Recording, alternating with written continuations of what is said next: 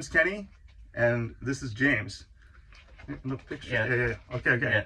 So, what's this video gonna be about? I was hoping we could just do a collaborative effort of doing these kind of responses to your old videos to keep the conversation going, even though there's no comments. Right. Like with Jesus Christ and addiction, because those are top two in my mind. Same here. Yeah. So I wanted because I really like to like the YouTube forum aspect of this. I'm doing this in the conversation.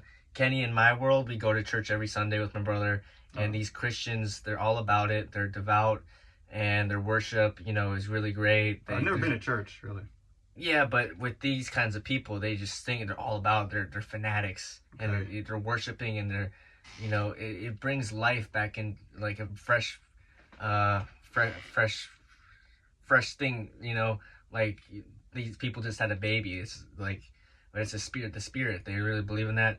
Okay. But how would you approach someone? Because I have a diagnosis. I have a mental illness. Mm-hmm. How would you approach that person who believes they're Jesus Christ, like they're the Savior, they're in union with their spirit, they're all about it, and wait, hold on. They're unstable, but you've had that too? Yeah. You think you're Jesus Christ? I thought I was saving my family from something, from our adversity, like. Yeah, like I was like the Savior, the sacrifice, like Jesus Christ, not with long hair, but almost like a resemblance of Jesus Christ. I thought I was saving somebody from my past experience with my ex, with all this, and that experience that I had for fight or flight when I dropped down to my knees and something abducted me while I was mind you, I'm still on medication, but something happened when I was spiritually woken up and shooken from this experience that I had to go back to the hospital. And I thought, that this was a holy experience going back to the hospital, but it had something to do with Jesus Christ, and it was hearing voices and all this. And coming back from it, it gave me that perspective of like, okay, this is religion, it's a faith. There's a difference between false beliefs and someone who actually takes action and improves their lives, and gets a car, gets a house, this sort of thing. These people believe in Jesus Christ, but they have something to back it up. And so my question is, with people like me, like with addiction, who have mental illness, who have diagnosis, who think they're are part of this collective energy, but somehow get entangled or fall into that false belief, like, okay, I'm Jesus Christ, you have to believe me, I will save you, you go to heaven, like this sort of thing. But you won't believe that unless you have something back, like, how do you know you're Jesus Christ? But the same person who visited me in the hospital, because he's a follower of Jesus Christ, said I can go to heaven and this and that. How do you distinguish, okay, he's not sick, there's nothing wrong with him, and I believe these Christians, and there's nothing wrong with them, intellectually speaking, but every Sunday, just keep going to church, and we'll do the faith and foundations group through Zoom. That's that's the new group that's going to happen through Zoom. You can look it up, Live SF. So that doesn't make sense, like the way I framed it. There's these things that happen along the way during somebody's recovery, like for me, but it's such a spiritual, profound thing, saying you're Jesus Christ, but you're an addict. So how do you distinguish, who's in the wrong and who's in the right here? Well, personally, I thought I was Jesus Christ. I went to jail. I was convinced that I was Jesus Christ by other people who had powers, telepathic powers. Call me schizophrenic if you want to, but I've had members of my family think that they're Jesus Christ. Not even a male, but a female Jesus Christ.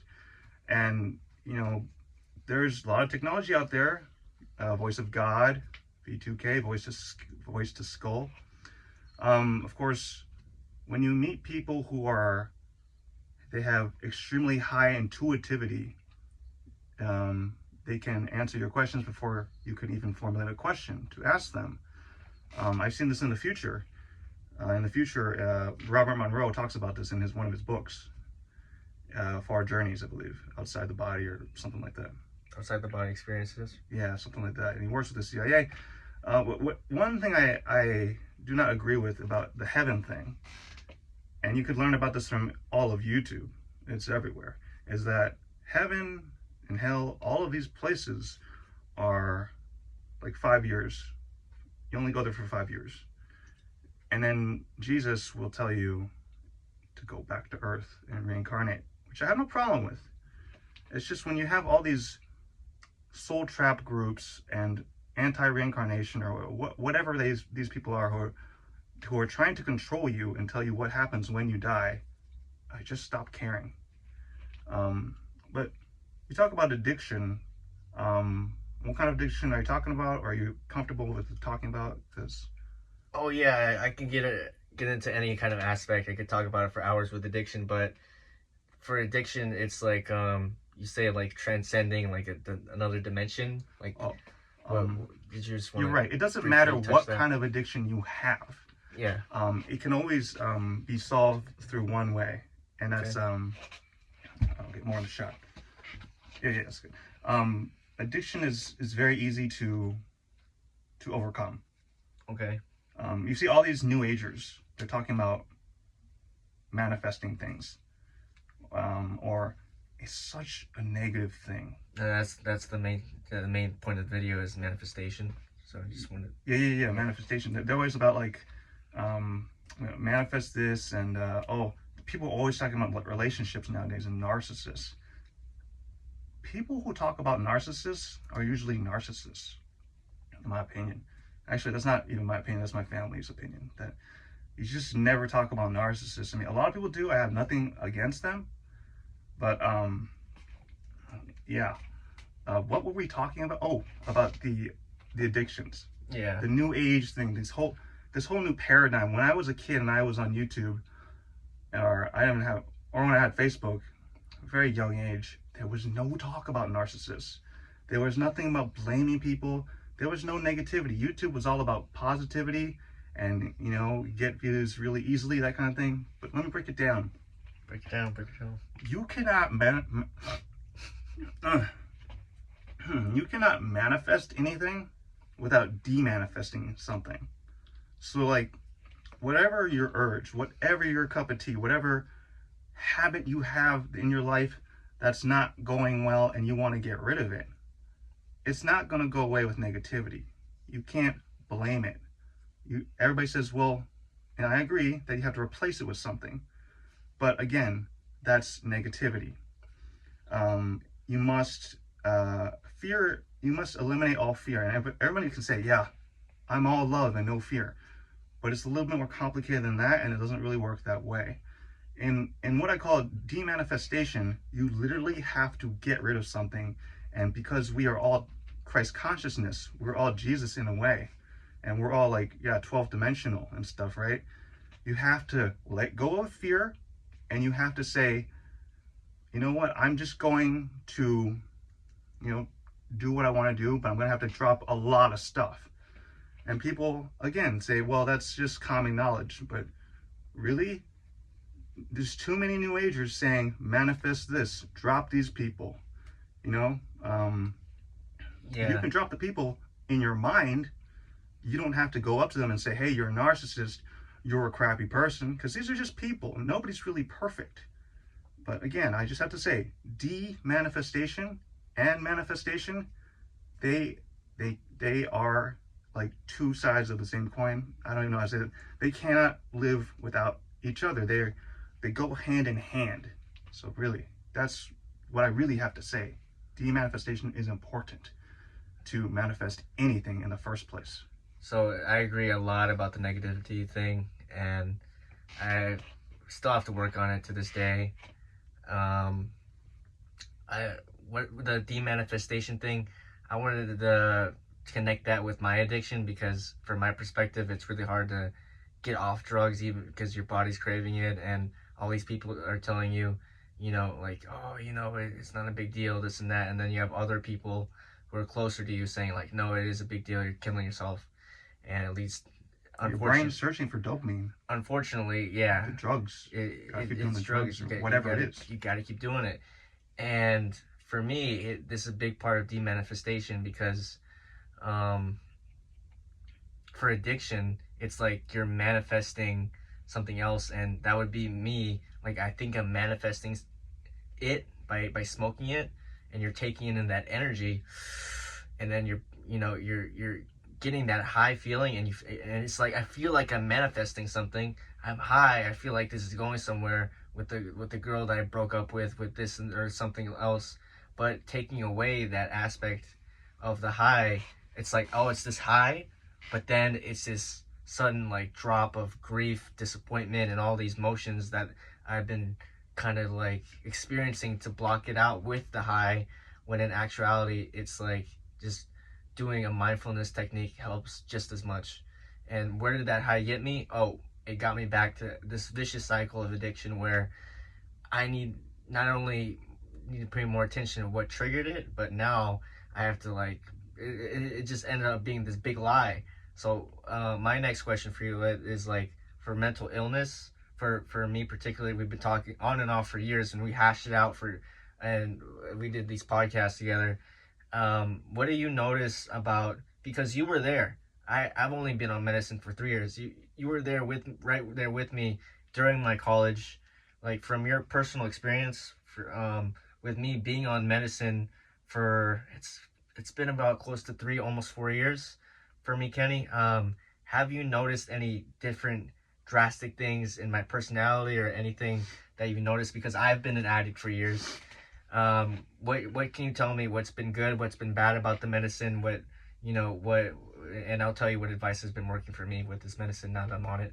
Well, before we start that, I just want to reiterate that unless you can get rid of the fear of, demanifestation, you cannot manifest anything. You can't make any change. So you really have to be fearless about this. And it's not just fearless. Oh, I'm fearless. Yeah. Anyway, I've always wanted you to come to my side because I know that, back when we were online, we were talking to people, I was like, how would I say this? When is James going to be like me?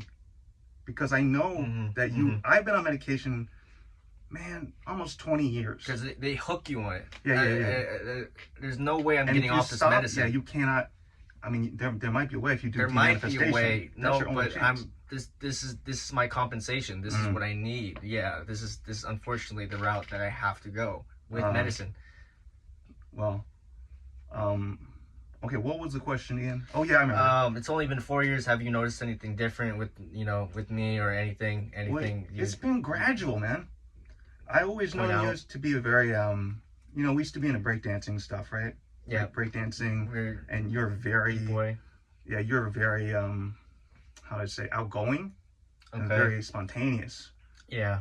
But the second I knew that you were like hospitalized and put on like Haldol or something, or this is a very wrong thing to do that they did to you. But I knew that eventually you would come around and you would be like me, because I was like, when is James going to be like me? Your friends are your friends, but it seems like James isn't acting like me. Kind of like shaking, kind of jitteriness, but like it's this. I keep wanting to point it out. Like, what freaks me out about knowing these, like even what cerebral palsy is, like analysis by paralysis, this sort of thing. I might cut that. I might cut this part out, but it's like, when you know all this, it's not a double-blind experiment anymore. It becomes this runoff of, hey, I know this information that's happened to my friend. I've been talking on and off to him for years, so I want things to get better, not worse. And I like the way things are shaping up, but from my experience, the effectiveness isn't as great as Seroquel and this and that, sort of that. But you're right, I think it is gradual then, like the change you've seen. It seemed like you obviously got poked for the greater good of the world. You got the I got injected COVID vaccination. and I got a COVID vaccination. and I don't even know what's in there. It doesn't really matter at this point because machine takeover 2029. But yeah, I was just waiting for you to get to where I was because it seemed like you didn't get it. But I know that because once you're in that system, you're in that system, and they want you in that system. Yeah. What I believe is we're indigo children, and they're threatened by us, and they really, whatever it is. But if the AI wins, then we're all dead. But if AI loses, then we all win through the whole 1,000 years of peace, and our junk DNA gets reinvigorated, and we become like Naruto or Goku or whatever. But yeah, I was just waiting for you to become like me, because I don't know. I actually, now I think about it, right now we're talking, I'm actually kind of proud that you actually fought, right? I mean, like, some of our friends, like Howard or something, he would have said something like, I don't know, what did he say? He didn't want you to go down this path, Right. being medicated. It was like, well, James could do this and that, get a job. Like, but Howard is not really one of us. Yeah. He never really was one of us. He said he read a book, so it made it sound like he saw, so he wouldn't act bipolar. But there is no way to fake it. Right. Like, you have all this energy and all these different ideas coming when you're manic. Like, I'm manic depressed. You can't fake that shit. I mean, you can't turn it on or off. I mean, you might be able to, but I actually. How are you supposed to work on it? Yeah, how are you supposed to work on medicine? That's where I'm at right now. I'm volunteering. How am I supposed to work on this medicine and this and that? Like, you just have to figure it out. That's what I've been noticing about this kind of compensation in these this hospital programs. You have to figure it out. That's on you to figure out when you're on medicine, and that's a tough thing. I feel almost like I'm just like a suicide bomber from Japan in World War II. Us star seeds, or if we're star seeds or not, whether we're the product of advanced spirituality or we're just bad genetics from the plastics that we've consumed or whatever from pollution, I really think that all we are in society is just to slow things down. And people say, oh, I don't want my child to be having this neurological disease. I don't want my child to be having this other type of disease, period. I want a disease-free child, period. But what we really are, I think, is we come from other universes, or even a universe that's better than this universe, like possibly the Pleroma. And we're not really doing anything except slowing things down for the powers that be. Because if we didn't exist, would civilization really be that great? Like, are people really, hooking up with each other and stuff? Like, does anybody really know how to run a civilization? Because I don't think so. The world leaders, if you look at what's going on now, it looks like nobody knows what to do about human beings. So whether you're mentally ill or not, or whether you have any disease or whatever it is, does it really matter? I think it's a normal thing with the change in the electoral votes and people's decision making, to have that heightened emotion response and to just take everything in and just be okay with being overwhelmed. Because that's the thing with me, with everything that's going on around me, is the uncertainty. People are like, oh, nothing's really big is going to change, but it's everything about what I know about manifesting. If I didn't take the chance to go to college, if I didn't do any of this, I would have never have got the experience to meet a lot of my friends, including Kenny. So it's about, for me, and this is like the success barrier. If I get to a point where, okay, I can't go any further than this, then I'm acknowledging this is a success barrier. And with politics or any kind of big government topic kind of issue, we need to understand that people who are, sadly, like my brother who's mentally retarded, they can go to that place where they believe in the Spirit, Jesus Christ, this and that, but we need to acknowledge that it is there's deficiency, and we need to appreciate that person for the perspective that, hey, I don't know I don't know where you're coming from. I don't know your side to this. If it is your, like with me, with my family, their perspective changed. They're just really listening. Okay, they don't have the full picture, but when are they ready to hear the full picture? That sort of thing. Like my perspective just changed so much